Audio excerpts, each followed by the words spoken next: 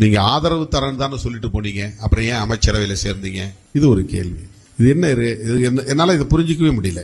ஸ்ட்ரிக்டா உறுதிபட நாமெல்லாம் ஒரு அணி, அவர் எப்படியாவது ஆட்சி அமைச்சிட்டு போட்டோம், நாம ஒற்றுமையா இருப்போம், யாரும் ஆதரவு நல்க வேண்டிய அவசியம் இல்லை என்று ஏன் திமுக தலைமை சொல்லவில்லை?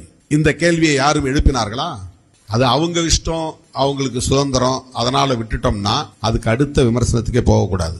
நீங்க அமைச்சரவையில் சேர்ந்ததுனாலதான் உங்க கட்சியிலிருந்து ஒருத்தர் நாங்க இவங்க சேர்த்துக்கிட்டாங்க, அதனால கூட்டணியை முறிச்சது நீங்க தான். அந்த நாளில் அப்போதுதான் நான் சொன்னேன். அப்ப கம்யூனிஸ்டும் சொன்னார்கள் திமுகவோட உறவு எப்படி இருக்குன்னா உறவு அது தொடர்கிறது அப்படின்னு சொன்னாங்க.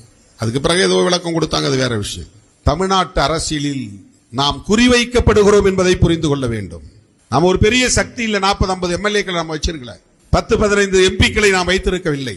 உறுதிப்படுத்தப்பட்ட வகையில் 8% 10% நம்முடைய வாக்கு வங்கி இருக்கிறது என்ற நிலையில் நாம் இன்னும் வளரவில்லை.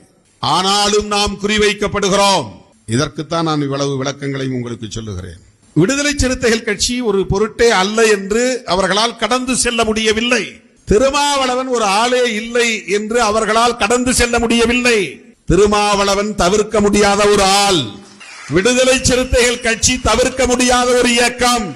இதுதான் அவர்களின் கண்ணை உறுத்துகிறது. எப்படி இந்த ஆளை டேமேஜ் பண்ணலாம், அப்படி ஒன்று சொன்னார், இப்படி ஒன்று சொன்னார். திமுக கூட்டணியில் இருந்தப்ப தாவேகா தலைவரை நாங்கள் விமர்சித்தது உண்மை, நான் மறுக்கவில்லை.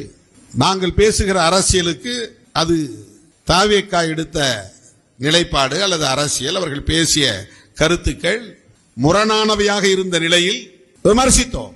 ஆட்சி அமைப்பதற்கு நெருக்கடியான ஒரு சூழலில் இந்த விமர்சனங்களை எல்லாம் கடந்து எங்கள் உறவை தாவேகா விரும்புகிறது என்கிற போது அந்த உறவை நாங்கள் தக்க வைத்துக் கொண்டிருக்கிறோம். அவ்வளவுதான். இது என்ன அரசியலில் பெரும் பிழை? நம்ம தம்பிங்க சில பேர் இப்ப 2 நாளைக்கு முன்னாடி தாத்தா ரெட்டமலை சீனிவாசன் பிறந்த நாள் அன்று நான் கொடுத்த பேட்டி ஒரு நறுக்கு மட்டும், அதாவது ஒரு கிளிப்பிங்ஸ் முன்னையும் பின்னையும் வெட்டிட்டு தொடர்கிறது திமுக கூட்டணி தொடர்கிறது அப்படிங்கறத மட்டும் போட்டாங்க. உடனே நிறைய தம்பிங்க எனக்கே மெசேஜ் போடுறாங்க, என்னன்னா விருதுகள் வழங்கும் விழாவில் நீங்க அப்படி பேசுனீங்க, இப்ப இப்படி பேசுறீங்க.